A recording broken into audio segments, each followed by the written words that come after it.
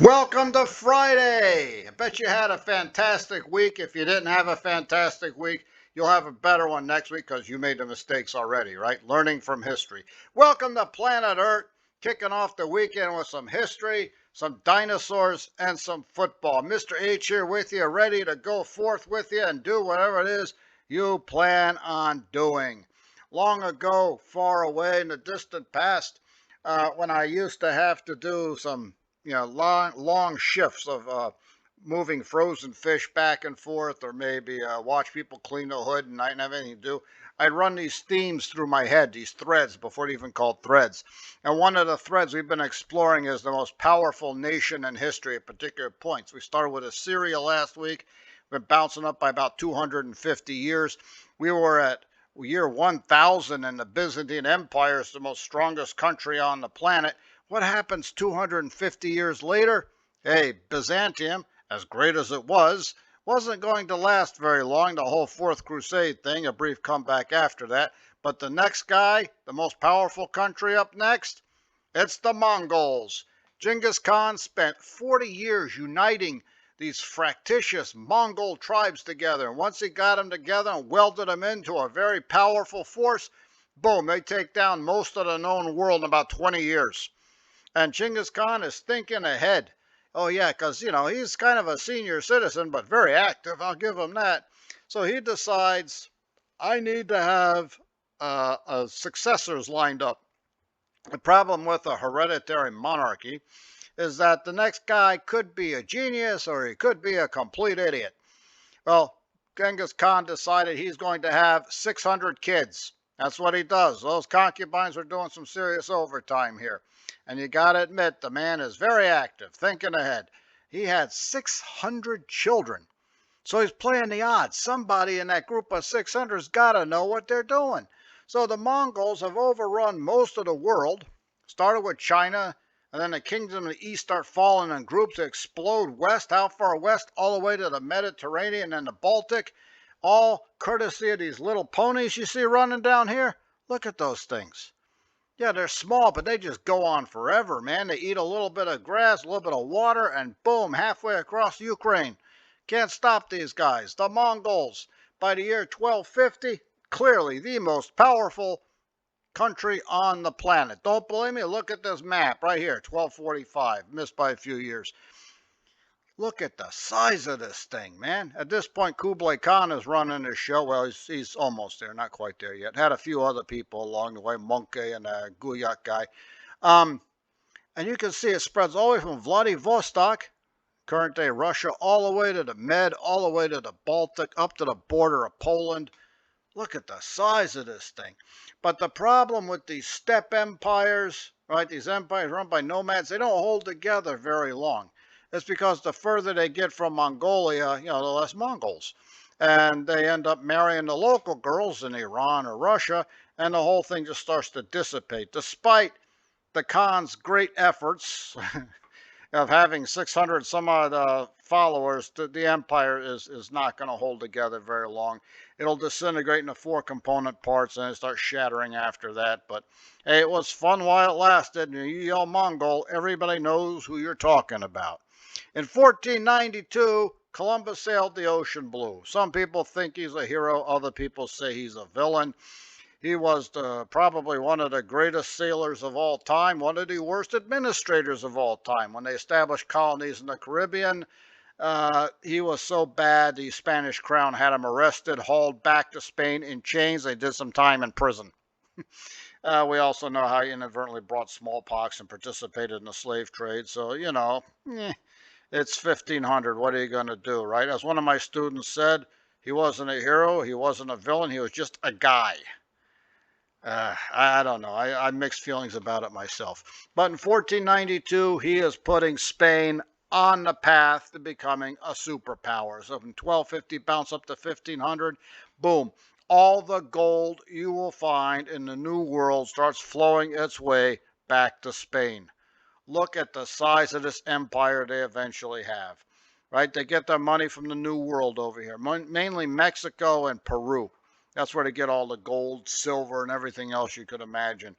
And Spain, being a European power, is focusing on Europe. You can see they have Naples down there, southern Italy. They've taken over the Netherlands, which you think is kind of strange, but they're using it as a launch pad to get back at England. They have all this money, all this gold. We still can't even come close to calculating how much money they had. And they blew it, fighting war after war. And it wasn't grabbing Morocco or Equatorial Guinea down there, or even picking up the Philippines. Nope, they lost all that money fighting in Europe. War after war after war, and they could have avoided it. In fact, they did a good job of avoiding it in the beginning. It always comes down to leadership. Hey, look at that. We have, we have Charles V, right? He was a very good king in Spain. He could speak 6 different languages, including Dutch, which came in handy up there in the Netherlands, right? He listened to people. If his idea wasn't as good as somebody else's, he was honest enough to follow the other guy's ideas. Generally a well-tempered, level-headed man. He had his wars and everything, but people, even his opponents, said good things about him. He was Catholic, and of course he pushed Catholicism, but he was smart enough not to, use an iron fist in it, right? If the Dutch want to stay Protestant, they're going to stay Protestant. He didn't particularly like England too much, but he basically left it alone. He had his share of fights with France, who was ironically another Catholic country, but it never got personal with him. It was just business. Now, what did I say about hereditary monarchs? Right? Next guy, he could be a genius. He could be an idiot. Genghis Khan tried to play the odds and have 600 people to choose from. It worked for a while. Well, the next guy up after Charles V is Philip II. And there's a historical term for this guy. I believe it's called being a jerk. Yeah, he was really a fanatic. He tried to force Catholicism on the Dutch. Started a revolt called the 80 Years' War. Yeah. That tells you a lot of people don't like you if they're willing to fight for 80 years. They weren't just fighting him, they were fighting his grandson. That's how much they did not like the Spanish. He also fancied himself to be a crusader. When the Greeks revolted on Crete, he decided to go fight the Muslim Turks, and he showed up 10 weeks after the island all fell back under Turkish control. Yeah, thanks for nothing, man, He really hated England. England was the one he could not stand. He had his share of fights with France, but England was the one he hated. He saw as a heretical Protestant island sitting up there thumbing its nose at the rest of Christendom. It wasn't really, but he saw it as that. And he was so unpopular in his court, he stopped going to his own court. Started working out of his little office called the Estrogil over there. He must have had really good internet because he was running the entire empire out of that. But like I said, all that money, they blew it.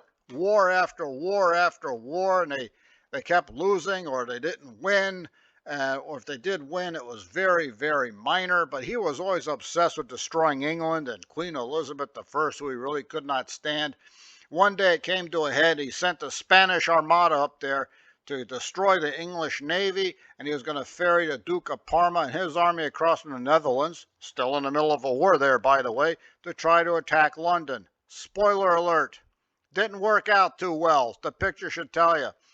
The Spanish Armada goes into the English Channel, and smaller, sadder, and wiser is what we're going to describe it when it's over. And it wasn't like they just got crushed in the Channel, went back to Spain. Oh, no. The wind started blowing to the east, and they got pushed the other side around the British Isles. Yeah, so instead of losing and going back down the coast of France back to Spain, no, they got pushed around, East Anglia and Scotland and all of that, and came back down around Ireland. And you know what the weather is like up there and what the coastline is like, so they're losing more ships. By the time they got back, man, it's just, it's a scrap lumber sale, So that's kind of where Spain begins the decline. We're going to go 100 years now because the world is starting to move faster. So when the year 1600 rolls around, Spain's still on top of the pile, but they're not what they used to be. Again, all that money and they blew it. It's like those people who win $100 million in the lottery, or that running back who gets $50 million a year and they end up bankrupt. How does that happen? I have no idea. Give me half of it and I'll get back to you in a year. Now, Spain, they hold it together despite the horrible leadership. And how do they do it? Like everyone else, every period in history, it's the poor, bloody grunt infantry that holds it together. Despite all the screw-ups, foul-ups, bleeps, and blunders of Philip II and his equally idiotic successors, it's the Spanish infantry, the tercios, who hold everything together. They got these long pikes they can take on cavalry. They've got the armor. They're very well organized, just tough guys. A lot of these guys came from the southern province of Extremadura. Bad climate, lots of poverty. It's always hot. So really tough dudes. The name should tell you itself, right? Extremadura, right? Extreme. And not only were they good in mass formations, these guys, they're very good individual soldiers. They break down into small squads and go on the attack. Oh, they just run into seeking danger. These guys don't run away from it. They charge headfirst into it. Philip II and his idiot successors have no idea what they have. Right? These absolutely fantastic soldiers are spread all over the world. They're fighting the French. They fight the English in the New World. They're fighting Native Americans. Even in the Philippines, they go charging into the swamps where they actually win, but you can't be everywhere. At one point, they tried to take over, I think, Canton, China, and almost pulled it off. Had another 100 guys, they would have won, but, not quite enough because they're spread out all over the globe, and you're going to lose some people. You got to recruit these guys. You got to train them. They try to speed up the training, and you got people running in half trained, as good as naturally tough as they are. You need to be trained, know how to work as a team. They just squandered the money. They squandered the talent. I mean, it was fun for a while on top of the pile, but it's not going to happen. And in the year 1700, who's next? I look at this picture and I kind of wonder what the pantaloons are all about, but apparently it was working for him. The guys with the pantaloons get replaced by a guy with pantyhose. In the year 1700, France is the strongest country in the world. There's Louis XIV. And Louis XIV ends up making the same mistakes Spain made. They've got tons of money and they blow it. What do they blow it on? Fighting everybody. Oh man, 4 major wars in this guy's reign, man. He had the Dutch War, the War of Devolution, the War of the League of Augsburg, the big one at the end, War of Spanish Succession. And like Spain, they get their money from the New World, but they're fixated on Europe. And 4 huge wars they fight, doesn't really win, doesn't really lose, gets that much. See, it's not really a whole lot he's getting, is it? It's a lot of effort and minimal gain. And they're broke. They're bankrupt. Wars always put you in debt. And even when you win, you still owe money. When you lose, you owe money. That makes it even worse. And he already knew France was headed into trouble. By the way, you like this German map? Ludwig XIV? Frankreich, right? Empire of Franks, France. He already knew they were in trouble. One of his last words before he died was, "After me, the deluge." Yeah, he got a good look at that credit card, knew he was never going to pay it off. Especially after the last war they fought, 1701 to 1713, the War of Spanish Succession. They tried to unite the crown of Spain and France. Could you imagine how much money there? And, they fought basically everybody, England leading the charge over here, and it didn't work out for France. Spain gets to be an ally, but they'll never unite the crown. And Spain at this point is basically Spain is pulling a bankrupt France down. France, as you can see, fixated on Europe, didn't gain a lot. They were getting their money, like Spain, from the New World. And look, they own a huge chunk of it, a big purple blob. It's a little bit misleading. The way they're making their money is not through gold and silver. They're making it through the fur trade. And although they have a huge claim on most of North America, they don't actually have a solid grip on it. I mean, you look over here towards the southwest, or the west with the Sioux and the Arapaho and everybody. France might claim that place, but nobody has even heard of the French. Okay, nobody's even seen a Frenchman over there. Those little dots are some French forts. So they're making money off the fur. Most of the people who live there are around Montreal, right, or down there in New Orleans. Everything else in between is really, really thin. Got a few people around there in St. Louis. Everything comes together. It's a mile wide and an inch deep. There are many more people living in the British colonies than there are in all of France. And that's who their main competitor is. It's going to be Great Britain, 1707 Act of Union, right? no longer England and Scotland. Now it's the United Kingdom, Britain. Um, Britain's their main enemy. It's been that way since 1066, right over there, the Battle of Hastings. And it's no longer about who claims what throne anymore. They just don't like each other. And now Britain is the rising power. Can they displace France? France, as we mentioned, is broke. Louis XIV pushed the credit card debt back on Louis XV. Louis XV kicked the can over to Louis XVI. And it did not work out so great for Louis XVI. They had a revolution, the French Revolution. Maybe you heard about it. There they are storming the Bastille. He could not find the money. He tried to tax the third estate, the common people, 97% of the country, and they got mad. They were upset with the taxes, upset with the poverty, upset with the price of bread, had a bad harvest. Did not like did not like Marie Antoinette saying, why don't they eat cake? And there's no cake to be found. That's what pushed over the edge. You promise people cake and there's no cake, they're going to storm the Bastille. It's going to happen. There's no way around it. Don't make that mistake. So you think France is going to completely collapse and England's going to take over the title of most strongest country in 1800? Not so fast, man, because say what you about France, they will bounce back. It's not Louis XVI who's going to lead that charge. No, it's our friend Napoleon. He's going to make a, long story short, become Emperor of the French. He's going to conquer most of Europe. He's going toe-to-toe with Great Britain and everybody else they can find. He makes a really good run at it, invades Russia, nearly freezes to death, and France is going to lose.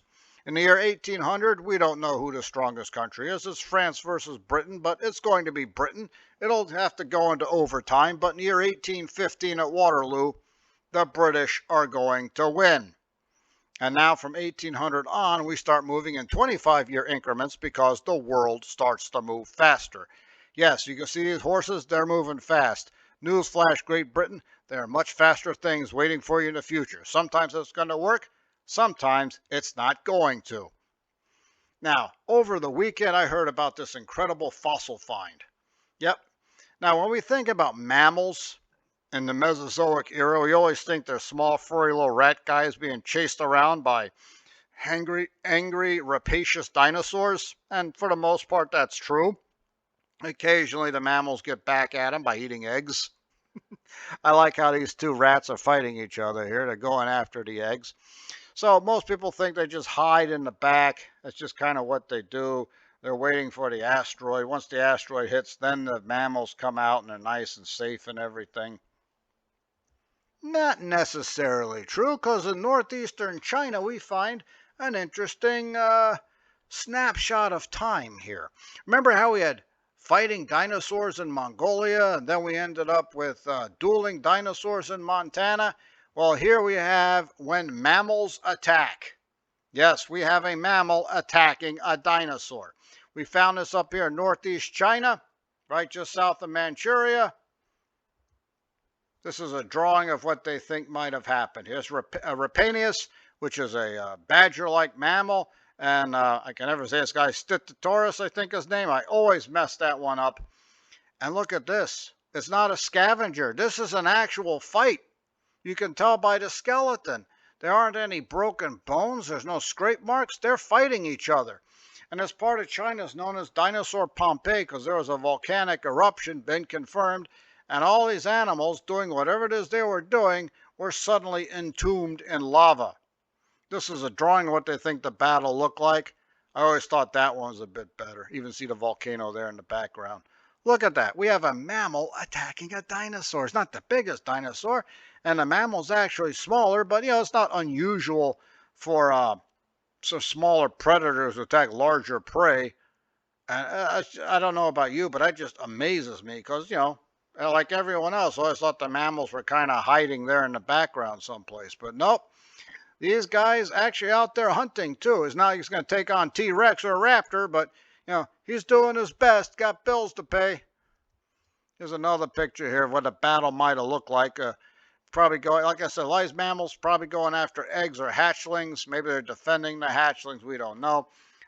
Doesn't mean it have to be the exact same battle because we didn't find any remains of hatchlings or eggs. So our friend here was out on a hunt and ran into this dinosaur and decided it was time for lunch.